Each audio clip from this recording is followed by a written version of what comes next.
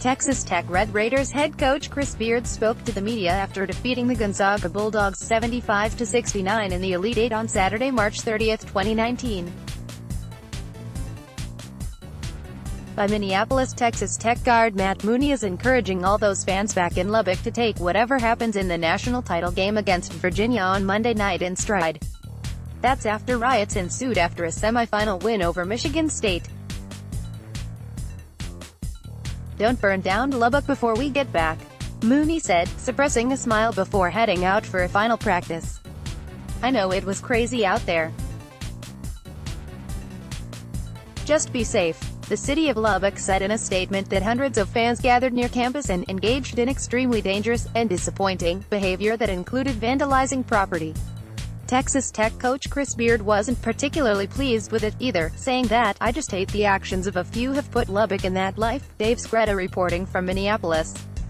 Either Texas Tech was indulging in some gamesmanship the day before the national championship game against Virginia, or the Red Raiders have some real concerns about the availability of a key player. Coach Chris Beard declined to give an update on the status of forward Tarek Owens, who rolled an ankle during the victory against Michigan State in the Final Four. Owens left the game in the second half, but did return to play some more. Owens said after the game a new tape job allowed him to go back and that he would be fine for the championship game against Virginia on Monday.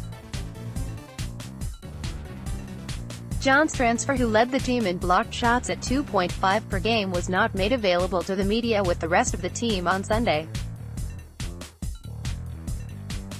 So for now, his status is TBD.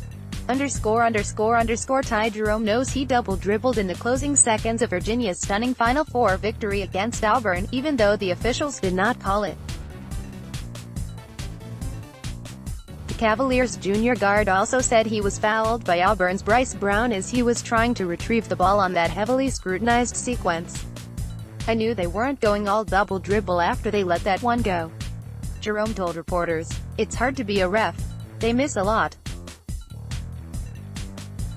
So you've got to play on." Virginia and Auburn did, and the Cavaliers won on 3 free throws from Kyle Guy with less than a second left.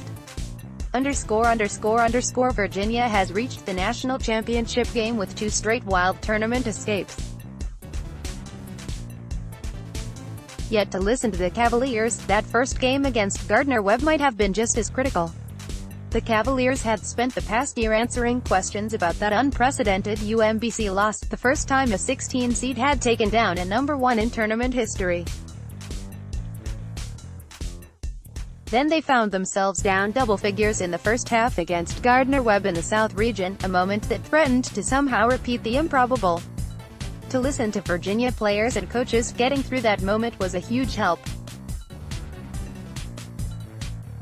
Center Jack Salt said the win definitely took some pressure off our shoulders and helped with confidence. Associate head coach Jason Williford added, "I think we had to get through that moment. It was a huge moment for the program." Aaron Beard reporting from Minneapolis. No matter what happens in the title game between Virginia and Texas Tech, the ACC already will walk away from this NCAA tournament with significant bragging rights. The conference is 14-6 through 66 games in the tournament, the most wins of any of the 32 conferences in March Madness. Virginia winning the title would give the ACC at least 2 more wins than any other league. The Big Ten is 13-8 after Michigan State lost to Texas Tech on Saturday night. The Red Raiders with 5 wins are carrying the Big 12 at 8-5, with a chance for one more victory. The SEC finished the tournament 12-7. Of course, the Big Ten won the conference battle this year in another important respect: the money. The league has earned at least $35.5 million with its showing this year, based on the payout system the NCAA uses to distribute money from the massive television deal for March Madness. The ACC made at least $33.8 million, and the SEC with its highest share ever generated at least $32.1 million. The last game of the long grind of the NCAA tournament is finally here. Texas Tech, Virginia, a championship on the line. It's setting up as a clinic on defense. Fans are buying into that billing, too. Gamblers drove down the over/under on the game from 121 to 117.5 rather quickly after the Cavaliers and Red Raiders won in the Final Four. Virginia stunned Auburn 63-62 when Kyle Guy sank 3 free throws with 0.6 seconds left after a late foul call. Texas Tech branded past Michigan State 61-51 thanks to 22 points from Matt Mooney. The teams have another round of practice on Sunday before the game on Monday night. Players and coaches are also meeting with reporters for the last time before the confetti falls in Minneapolis.